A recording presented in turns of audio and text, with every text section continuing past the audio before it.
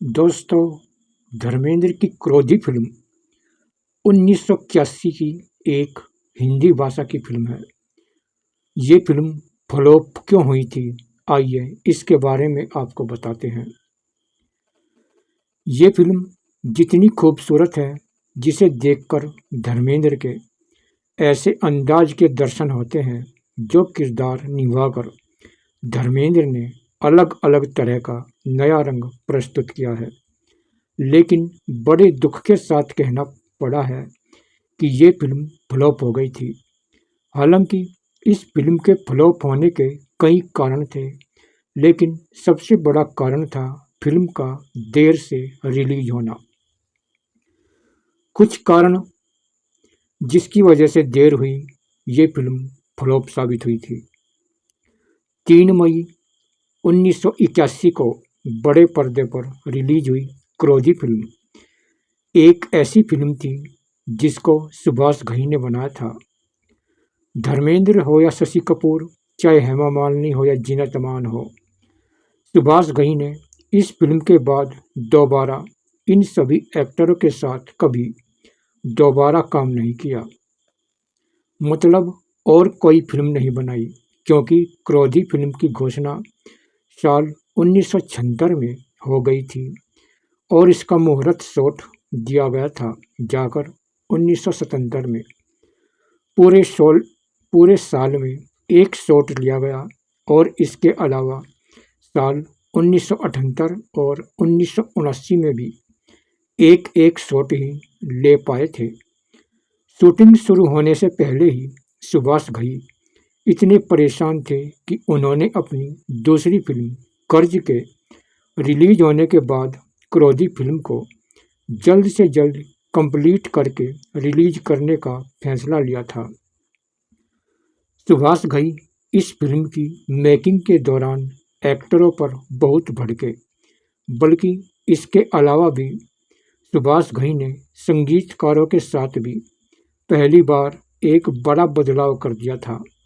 वो म्यूजिकल जोड़ी लक्ष्मीकांत प्यारेलाल पर भी भड़क गए थे और उनकी भी क्लास जमकर लगाई थी, और ऐसी क्लास लगाई कि उन्हें क्रोधी फिल्म के म्यूजिक से ही बाहर कर दिया गया था और उन्हें बदलकर उसके बदले बैकग्राउंड म्यूजिक का जिम्मा दूसरी म्यूजिकल जोड़ी को, जो उस दौर में उनकी कंप्लीटर जोड़ी कल्याण जी आनंद जी को सौंप दिया था।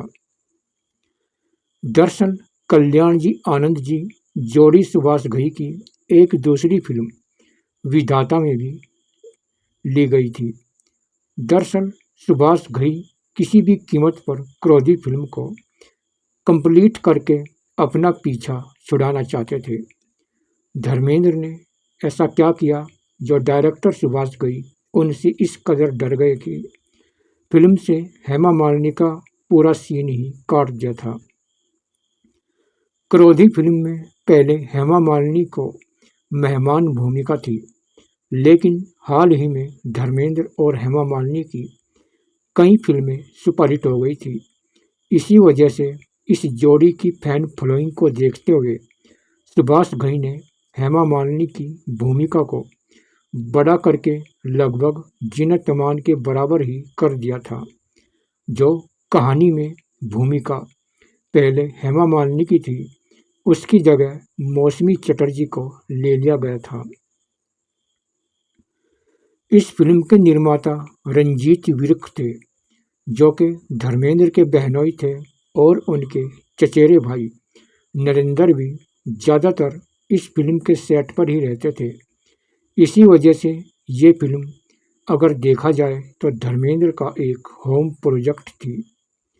धर्मेंद्र सुभाष घई से सेट पर अक्सर परेशान रहते थे, क्योंकि सुभाष घई धर्मेंद्र को रिटेक पर रिटेक देकर इतना बिजी रखते थे कि धर्मेंद्र का हेमा मालिनी से मिलना भी मुश्किल हो गया था, और वो होम प्रोडक्शन फिल्म होने की वजह से भी चुप रहने की कोशिश करते थे।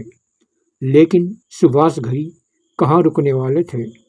हेमा मालिनी को सुभाष घई ने बिकनी पहनने को कह दिया, लेकिन हेमा मालिनी ने पहली बात पर ही सुभाष घई को इनकार कर दिया था। लेकिन जब सुभाष घई ने ज़्यादा जोर देकर कहा कि इस सीन में स्विमिंग पूल के पास फिल्माया जाना है, तो हेमा मालिनी बिकनी की जगह पूरी ड्रेस पहनने को राजी हो गई, जिससे धर्मेंद्र बिल्कुल बेखबर थे। लेकिन निर्माता रंजीत, जो कि धर्मेंद्र के बहनोई भी थे, वह जानते थे कि अगर ये बात धर्मेंद्र तक पहुंची तो सुभाष घई का क्या होगा। ऐसे में उन्होंने हेमा मालिनी से कहा कि आप सुभाष घई को ये सीन करने से मना कर दें। लेकिन जब तक हेमा मालिनी मना करती तब तक तो ये बात धर्मेंद्र तक पहुंच गई थी। तो ये सुनकर धर्मेंद्र का दिमाग चकरा गया और उन्होंने सेट पर ही सुभाष घई को खरी खोटी सुनाना शुरू कर दिया। इसी बीच धर्मेंद्र के बहनोई और फिल्म के निर्माता रंजीत विर्क ने आकर बीच बचाव कर दिया। लेकिन धर्मेंद्र ने सुभाष घई को चेतावनी देकर छोड़ दिया था और इस झगड़े की वजह से निर्देशक सुभाष घई इतना डर गए थे कि उन्होंने इस सीन को फिल्म से ही निकाल दिया था। और ये फिल्म अच्छी होने के बाद भी बहुत ज़्यादा फ्लॉप रही थी और इसके गाने भी अच्छे थे। एक गाना था इसमें, चल चमेली बाग में मेवा खिलाएंगे। ये गाना इसका बहुत सुपर डुपर हिट रहा था। एक गाना था, लड़की तुम्हारी कवारी रह जाती, मानो हमारा एहसान कि लड़के ने हाँ कर दी। और भी इस फिल्म में अच्छे गाने थे, मगर पता नहीं क्यों ये फिल्म फ्लॉप हो गई थी। और आपको इस फिल्म का कौन सा गाना अच्छा लगा था, कमेंट में ज़रूर बताना।